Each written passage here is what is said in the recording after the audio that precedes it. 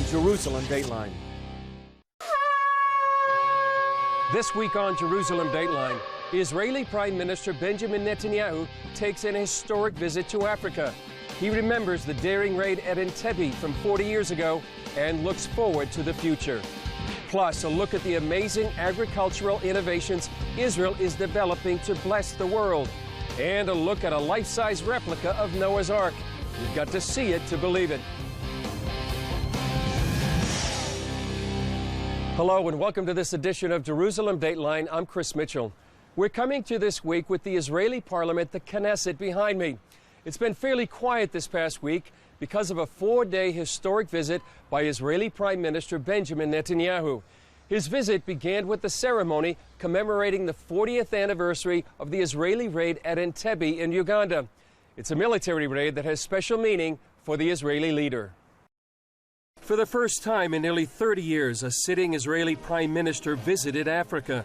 Prime Minister Benjamin Netanyahu met with the leaders of 7 African nations. The historic summit that will be held later today between the leaders of 7 African countries and Israel testifies to the dramatic changes taking place in the relationship between Israel and Africa. Africa is a continent on the rise. Israel looks forward to strengthening ties with all its countries. The anniversary held special meaning for Netanyahu. His brother Yonatan was the sole Israeli commando killed during the raid. He said civilized nations must rededicate themselves to the spirit of Entebbe, a spirit of daring and resolve, and a spirit as determined as ever to defeat terror. At Entebbe, international terrorism suffered a stinging defeat. The rescue mission proved that good can prevail over evil, that hope can triumph over evil, over fear. Today, savage terror is once again sweeping the world. We must recognize that the battle against it is indivisible. When terrorism succeeds in one place, it spreads to other places. And when terrorism is defeated anywhere, it is weakened everywhere.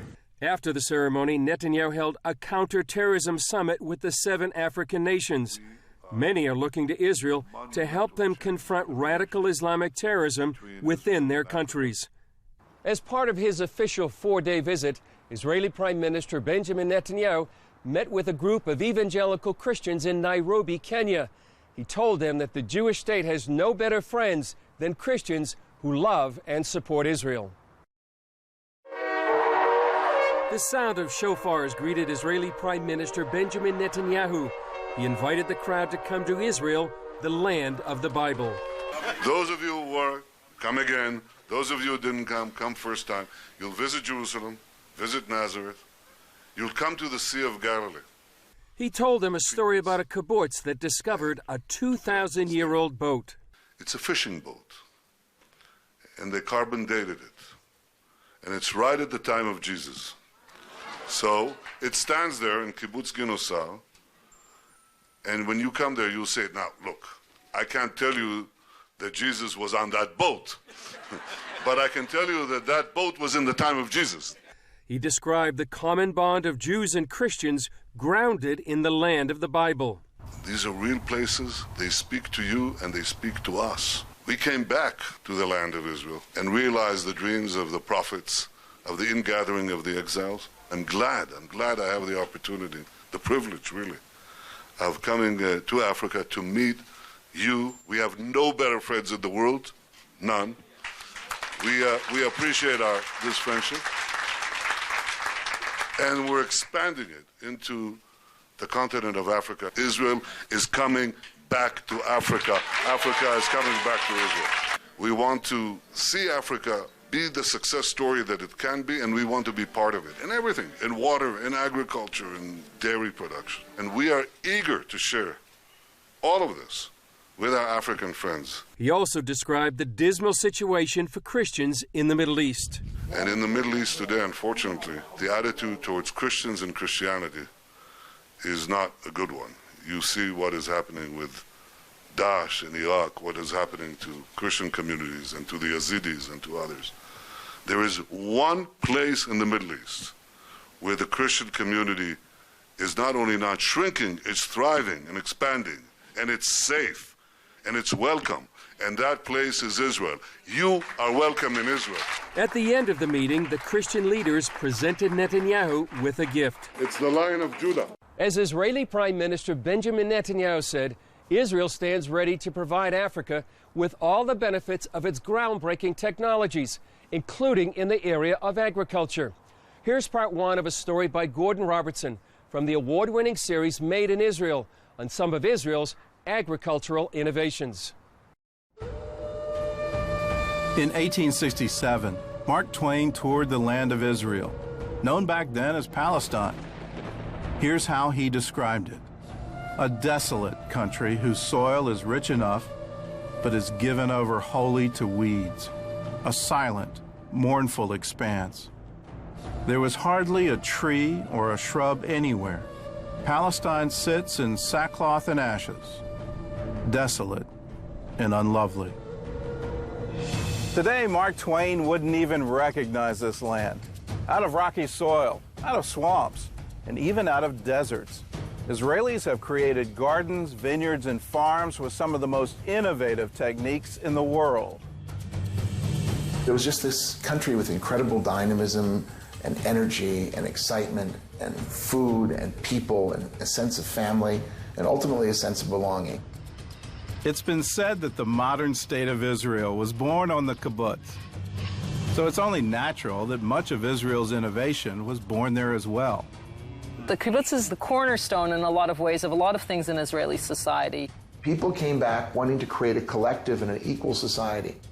And these kibbutzim became a very, very effective way to defend the land, to start getting young people engaged in agriculture. Remember, Jews were forbidden in most countries of the world to actually own land or to work the land. Jews couldn't be farmers. To all of a sudden see a generation of Jews farming the land in a collective environment, it was incredible. Before Israel even became a state, Jews by the thousands came to live there on communal farms. But when they arrived in the Promised Land, it wasn't exactly flowing with milk and honey. The coastal plains were swampy, the Galilee and the Judean hills were rocky, and the southern half of the country was mostly desert. Since the people of Israel left our homeland 2,000 years ago, the area was mismanaged. So we want to preserve and rehabilitate this holy land. The early Jewish settlers faced a number of obstacles, from bad soil to Bedouin raiders. But they faced an even bigger enemy that threatened to destroy the Jewish state before it began. In the early decades of the 20th century, Israel was a breeding ground for mosquitoes carrying malaria. They overtook the coastal plains and the Jordan Valley, the only land available for Jews to buy since the local Arabs had decided it was uninhabitable. In 1920, more than a third of all Jewish residents of Palestine had malaria. So with no other choice, they went to work. They drained the swamps and sprayed the land and changed the flow of water in irrigation canals to interrupt the mosquitoes' breeding. They were so successful that a commission from the League of Nations visited Palestine to learn what they did. Less than 20 years after Israel's statehood, the country was officially malaria-free. Once the threat of malaria was gone, Jewish settlers were free to focus on making the desert bloom. In the coastal plains, citrus groves replaced the swamps. And the Jordan Valley, once the center of the malaria epidemic, now became the country's breadbasket. The Negev desert blossomed with newly planted forests and vineyards. And the Arava, once the most arid part of Israel, became the site of a flourishing vegetable industry. All of this was accomplished in the first 20 years of Israel's statehood. In that time, they more than doubled their standard of living. And now they're using their experience to help other countries.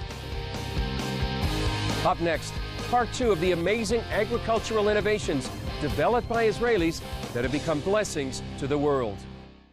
Israel's innovations in agriculture have been a blessing and a boon to the world. Here's part two of Israel's advances in farming from CBN's award-winning series, Made in Israel. In the 1970s, they created a new breed of cherry tomato that's disease-resistant and has a longer shelf life. They also bred a new kind of potato that can be grown in hot, dry climates and irrigated by salt water. These vegetables are now being grown in dry countries like Jordan, Egypt, and Morocco. Israeli scientists not only found ways to grow more crops, they also found new ways to preserve them. Grain Pro cocoons provide an inexpensive way for farmers to keep their grain market fresh by keeping out water, air, and insects. The Israeli cocoons are being used in Africa, the Far East, and even Pakistan, a nation with no diplomatic ties to Israel. The kibbutz over time began to change. Israeli society began to change, became more capitalistic, became more focused on free enterprise and entrepreneurship and the individual taking responsibility for himself and therefore benefiting the overall society. There have been many very exciting companies that have been built in kibbutzim. One of those companies is now doing business around the world. If you went to the average Israeli 10, 12 years ago and said to them organic, they wouldn't have a clue what you were talking about. Here we've been doing organic farming for over 40 years. Kibbutz Sde Eliyahu was founded by German refugees in 1934, and many of their early members were survivors of the Holocaust. The biggest problem that we had when we started the organic was, what do you do if you're not using chemicals? How do you get rid of the pests? Their answer was to fight bugs with more bugs. Every single thing in nature has a natural enemy. What eats or what attacks these pests that are attacking our crops? They started breeding different insects in the bomb shelter of the kibbutz. The idea was to breed predators to destroy the pests that ate their crops. The result was a new company called BioBee. We went to the Israeli farmers. We said, "You want to buy some bugs?" They said, "What are you, crazy? We don't have enough bugs in the field. You want us to buy bugs?" Eventually, they won over farmers in Israel and in 32 other countries as well. In California, 60% of the strawberry fields are treated with products from BioBee. The company also found a way to deal with one of the region's most devastating insects, the Mediterranean fruit fly. We take the males of the species and we sterilize them. And then we release the sterile males into the environment. There's no future generation. And slowly, slowly, we lower the population without using harmful chemicals. They also solved another agricultural problem: how to pollinate greenhouse plants. The classic example we like to give is tomato plants. Tomato plants in nature, in the fields, are pollinated by the wind.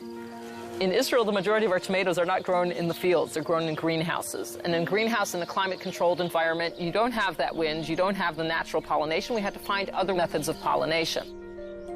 Their solution was to breed bumblebees. They collect pollen for food. They have to go and work even in cold weather conditions. They don't have stores of honey in the hive. They have to go and work. We're saving the farmer money because instead of paying people, the bees are doing the work. And the bees, unlike people, they don't miss a single flower. So once the farmers started using the bees for pollination, the yield of the tomato crops increased by 25%. In Hebrew, we say, "Ma rabu ma'asech Elokim," how great and wonderful are creations, God. And this really shows that every single thing has a reason. There's a purpose for everything, these tiny little things, and look how much good they do for us, for the world, for the farmers, for the environment. It's really, really amazing. Farmers at Sde Eliyahu not only targeted insects, they also found a creative way to get rid of rodents as well. What we used to do is basically used to take poison in a bottle, in a teaspoon, and somebody's job was to walk up and down the rows, and every time they saw a mouse hole, to take a teaspoon of poison and throw it down the hole. Now, obviously, that's not ecologically friendly. On top of that, if it rains or if we irrigate our fields, all that poison's going in the ground. So we said, what is a natural solution to rodents? And the natural solution that we found is the barn owl.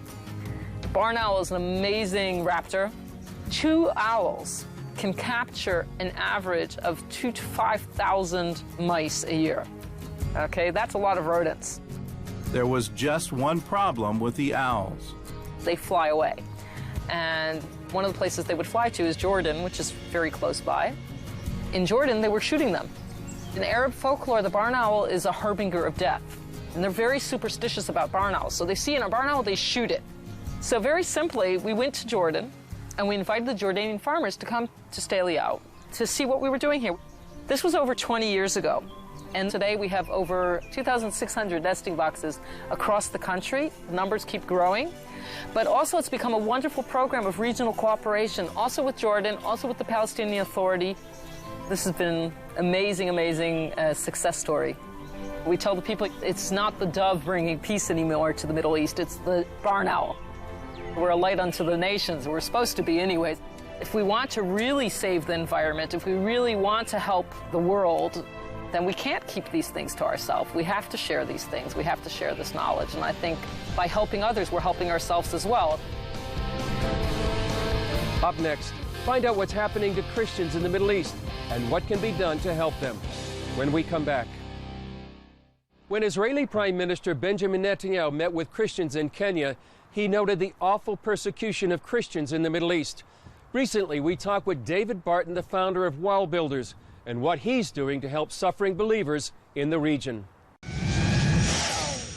How would you describe the situation for Christians here in the Middle East? The situation for Christian Middle East is really critical in many areas of the Middle East. We've had thriving Christian populations since the time of Christ in a number of areas, and while there was persecution in the first 3 centuries, it really kind of abated for a long time. It is now back with a ferocious force. It is so much so that even the U.S. Congress, former Congressman Frank Wolf, was able to get a genocide declaration resolution through the House. So America has finally acknowledged what the rest of the Middle East, and particularly Europe, has seen, and that is there's a genocide going against Christians. We have communities in the Middle East that have existed since the time of Christ that are now extinct. And so what is being done to help them? What we're seeing is, for example, one of the charities I work with called Mercury One, we're taking those that need asylum, those that need to be protected, their lives have to be saved, and moving them to countries. Right now, Europe is willing to help with that. But the pulpits in America have largely been silent on this issue of their fellow brethren around the world. Worked with George Barna on a poll here a few months back, and in going through that poll, we took Bible-believing Christians and said, what do you need to hear from the pulpit? What's really important that you hear? Number 2 on the list, with 86% of Christians saying it's critical that I hear this from the pulpit, 86% said religious persecution. When you get over to pastors and you ask them, what is it you preach about in these 150 topics? Persecution didn't make the list. How successful is the program that you're working on right now? The program we're working on right now is very successful, but it's also very limited. If we're going to move people into a foreign country, 2 things we don't want to happen. We don't want them to be a security risk for that country. If we're going to move them in, we don't want them to turn out being terrorists. Well, and the other thing is we don't want to put a burden on their social programs.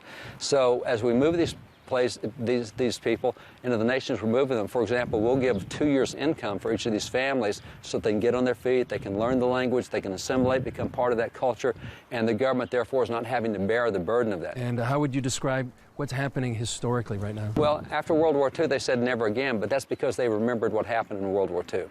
You look at where we are in America today, and starting back in September of 2014, when the new history standards came out for the AP U.S. history test that's given every year, you look at those 142 pages of standards, there is no mention of the Holocaust, there is no mention of World War II, there is no D-Day, there was not even a mention of Hitler. And these are the current standards we're teaching to the brightest history kids in America. So that's why never again doesn't mean anything now, because they don't even know what World War II is. But for those who lived through it and saw it and saw what Eisenhower did when he made the German community come see what was in those boxcars and in those ovens, I mean, those people who saw it and saw images of it, never again. So what would be your message to the American church right now? American church needs to get informed, see what you can do to help. Coming up, see what some expect might become one of the major biblical attractions in the United States when we come back. We're here in Israel, the land of the Bible, but over in the United States, a life-size replica of Noah's Ark is finally open to the public. And officials at the attraction held a ribbon-cutting ceremony to highlight their massive achievement. Mark Martin has the highlights. On behalf of the city of Williamstown and the state of Kentucky, I would like to officially declare the Ark Encounter open. The replica of Noah's Ark is the closest in size to the legendary ship, built before the flood as chronicled in the book of Genesis. The 510-foot-long, 85-foot wide, and 51-foot-high vessel is part of a new $100 million theme park called Ark Encounter. The founder of the Creation Museum, Ken Ham, had the massive ark built according to the dimensions recorded in the Bible. He quoted Psalm 106:1 during the ribbon-cutting ceremony. "Oh, give thanks to the Lord, for he is good." And I do give thanks to the Lord. And that's why we played the names of God. We give all glory and honor to the God who created all things. Kentucky's Lieutenant Governor Janine Hampton also spoke at the ceremony. I just feel so blessed to just be a part of this. I think God is here today, and even if it rains, that is okay. Ham told ABC News the Ark Encounter is making the Bible come alive. He said building Noah's Ark shows this really happened. This is plausible. At the ribbon-cutting ceremony, leaders with Ham's organization Answers in Genesis and Ark Encounter also laid 12 stones, following the example of Joshua in the Bible. He led the people of Israel across the Jordan River, normally fast-flowing river. It was a miracle of God. And then God told them to take 12 stones and to build a memorial as a reminder so that the coming generations would not forget who God is, and to also be a reminder to the world. Ham says the ark was built as a reminder, a symbol of the 12 stones, reminding future generations of the truth of God's Word and the Gospel. Mark Martin, CBN News.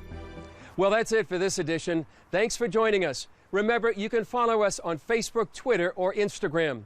I'm Chris Mitchell. We'll see you next time on Jerusalem Dateline.